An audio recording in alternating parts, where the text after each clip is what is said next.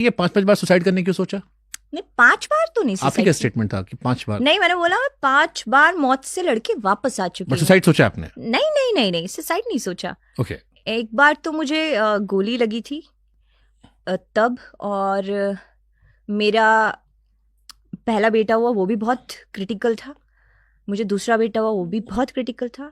एक बार मुझे एप्टोमिक सर्जरी हुई, वो कि वो मेरा स्टेज पे डांस करते करते मेरी ट्यूब ब्लास्ट हो गई थी, और वो इंटरनल ब्लीडिंग मुझे इतनी हो गई कि मेरी वही कंडीशन थी कि या तो बचेगी या मरेगी।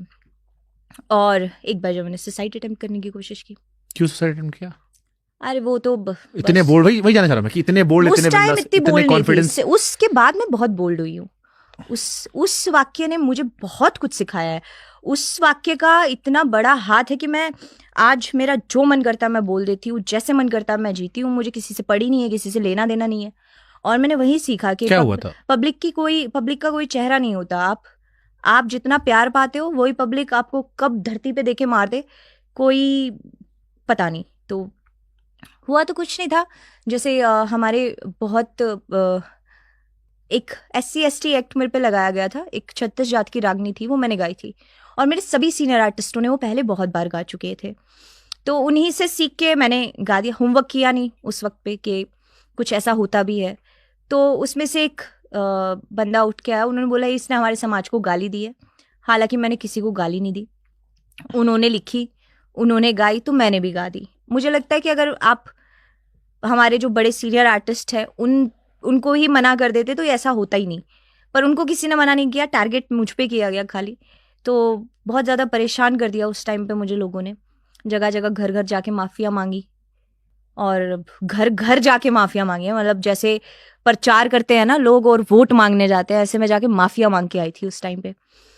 और जैसे मैं माफ़ी भी अच्छी इंटेंशन, पहले तो माफ़ी मंगवाते, फिर फ़ोटो खिंचवाते, फिर बोलते जाओ, और जैसे मैं घर पहुंचती तो केस हो जाता। और बहुत सारे केसेस उस टाइम पे लग गए थे कि फलाने थाने में भी FIR हो गई, फलाने थाने में भी FIR हो गई, उस थाने में भी केस गया, उस थाने में भी केस गया। तो मैं बच्चा, मेरे घर में मम्मी जिसको ये है कि बस काम करना है, और वो ऐसे चारों तरफ से इतना सारा प्रेशर कैसे लेगी। हमने काफ़ी लोगों से हेल्प भी मांगे उस टाइम, किसी ने हेल्प नहीं की। मेरी मम्मी बहुत थानों के चक्कर काटे। मेरी मम्मी 3-3 घंटे SHO के रूम के बाहर बैठी रहती थी, 4-4 घंटे। शाम हो जाती थी, टाइम नहीं देते थे मिलने के लिए, क्योंकि मैं बहुत परेशान हो रही थी। फेमस सब थे, तो उसके बाद ये हाल था। सॉलिड बॉडी और आँखें का काजल बहुत बहुत हिट हो चुके थे उस टाइम तक।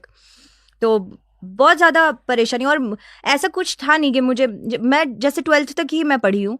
इतनी कोई पढ़ाई लिखाई खास मेरी रही नहीं, और मुझे कोई इतनी खास नॉलेज नहीं। मुझे मेरे काम के अलावा किसी चीज़ की नॉलेज नहीं है। मैं नहीं बोल सकती कि मैं बहुत ओवर स्मार्ट हूँ, बहुत, मुझे जितना मैंने देखा है उसी हिसाब की जानकारी मैं रखती हूँ। बाकी पैसे देके एम्प्लॉय रख सकते हो? ज़रूरत ही नहीं है, सीख लूँगी धीरे धीरे। अभी तो बहुत टाइम पड़ा है। सॉरी।